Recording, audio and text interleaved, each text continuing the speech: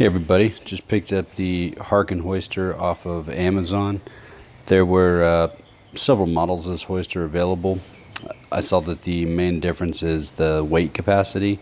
There's some that specify they're for a Jeep, others don't. I think they're all going to work as long as the capacity is strong enough to hold the Jeep top, which is pretty light. I think it's only slightly over 100 pounds.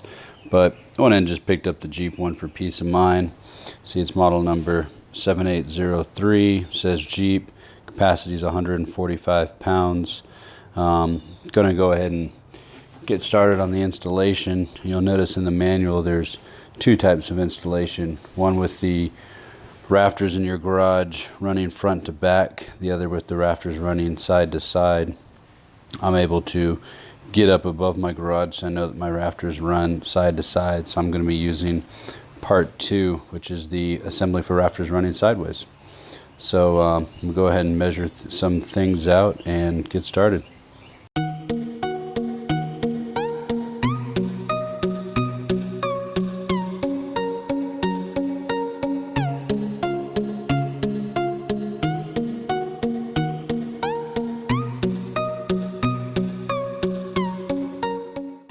What I've done is basically marked all the spots on the roof.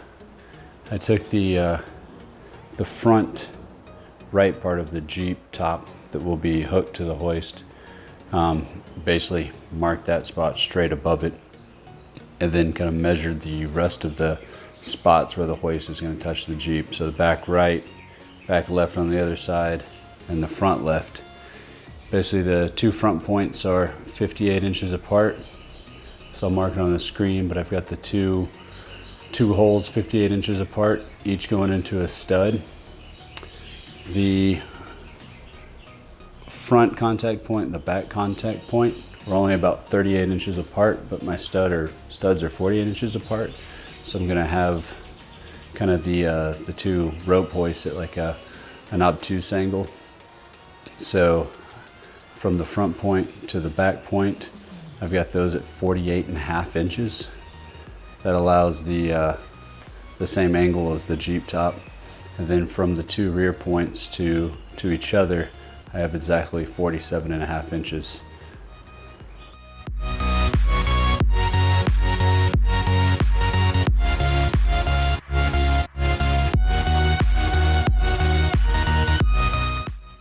All right, what I've done now is gotten all the pigtail lag hooks installed at the points that I referred to earlier.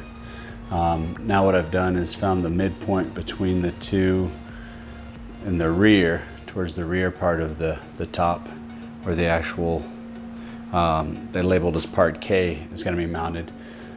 So the other two were 47.5, the pigtail were 47.5 inches apart, so we've got 23 3/4 inches in the middle. What you do is basically take the actual bracket and the two larger holes, go ahead and put it up on the ceiling, mark the two larger holes, because you're going to be assembling the piece and installing the lag holes through those holes.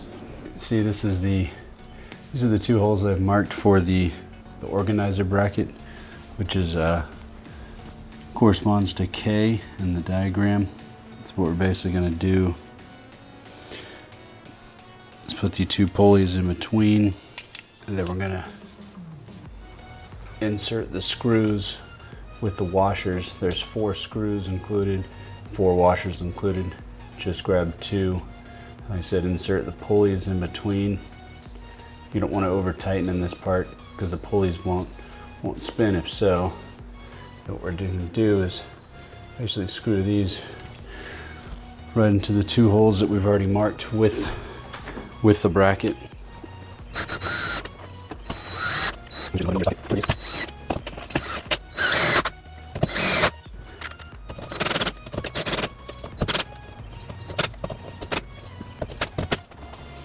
All right, you see they still spin freely. Secured pretty tight, but not too tight. For the next step, once the pulley and organizer installed, you want to go straight back behind that and install the welded eye hook. Usually about the top 2 inches of the wall you'll have studs, so should be pretty secure there. So go ahead and install that using a 7/32 drill bit. Then go ahead and attach each pulley to the hooks. Attach all 4 of them. The block and tackle mechanism. Make sure you have the shackle here. So I'm going to go ahead and pull this pin out of the shackle. Just take the ring off.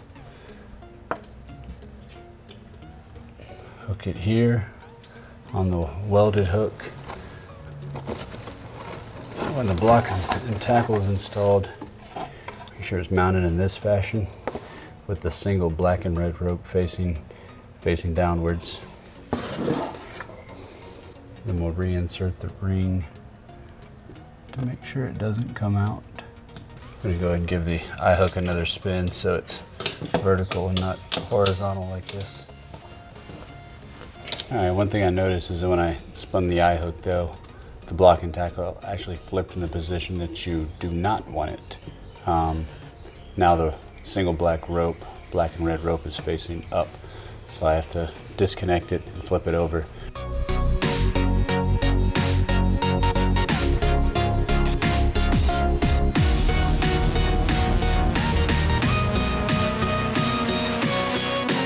What I've done now is I've ran all the rope through the hooks. So there's going to be 2 longer black ropes and 2 shorter black ropes. The longer ones, just run them through the pulley system all the way up to the front. The 2 shorter ones, you're going to do the same thing, just run them to the back. So this is the back of the top here, the Jeep top. And then again, the black and red rope is just gonna hang down for now. It's a lot of excess. And for the next part, we're gonna tie the straps on to the end of the ropes. All right, so for this next part, to attach it to the straps, we're gonna tie basically a rock climbing knot, like a figure 8 knot that doubles back on itself, and more weight is put on the knot, the more secure it is. Basically, you take the end of the rope, place it next to the rope itself, just twist 1 time, come around back and pull. Then we're going to go ahead and attach it to the strap. Just put the end of the rope through the strap here, and then we're going to basically trace the rope, the knot we just created, go the same way. To show you what the straps look like on the inside of the Jeep, I have the rope here. Make sure it goes to the right or outside of the hydraulic window lift, and then also outside of your frame here, your top support. So it's going to be going to the right side. As you see here on the outside, and then basically it's going to be catching right here in the corner.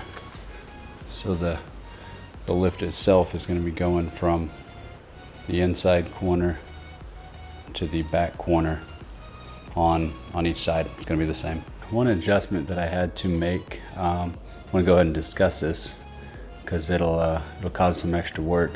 Basically the block and tackle right there in the middle, I had it all the way next to the permanent or the welded eye hook and against the wall. What that was doing is it wouldn't allow me to lift the top far enough to get it up, because it only goes as far as the rope. So basically what I had to do is shove a pencil in the locking mechanism and then pull and get it as close to the main pulley system that I could. That way I have about probably 4 feet now. That means I'll actually be able to lift the top 4 feet, which I only have about 3 feet to go.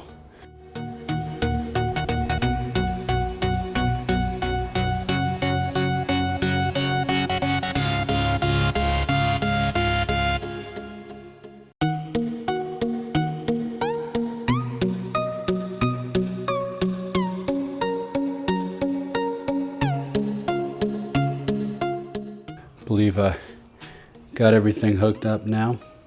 I said in the last part, make sure you have enough slack to lift the Jeep. I have just over 4 feet. I have to lift the Jeep just over 3 feet. Also, if you've noticed, the figure 8 knots, I've actually tied those pretty close to the hooks, probably only about 2 feet. So I have a lot of slack of rope on the end. That just makes it easier to tighten and secure everything each time you need to lift it, because you only need to tie the knots once. Then after that, all you do is buckle and unbuckle these chrome straps here, or chrome buckles. I put the shorter end of the buckle on the forward part of the lift, or the roof.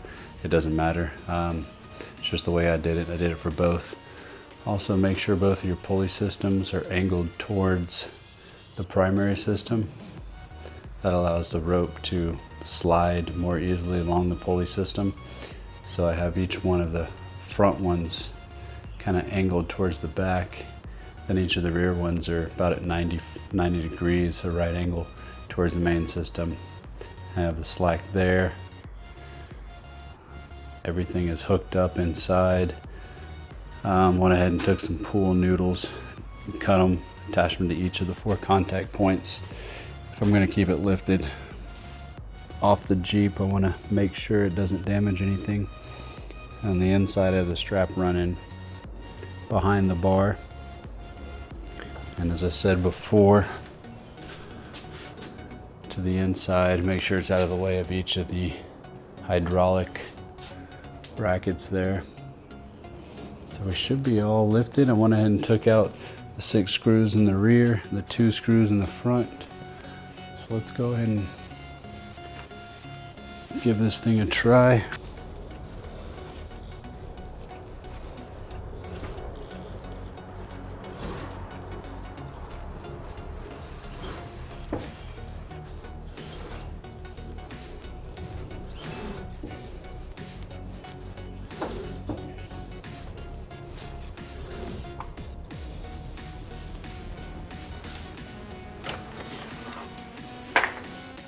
Everything looks to be pretty level as well. All the pulleys are going in the right direction. Yeah, it's very level from the front, which is nice. It's not tilting left or right. So yeah, technically if I wanted to, I could just drive it out right now. And then when I pull back in, I'll just pull in forwards with the hood underneath the top.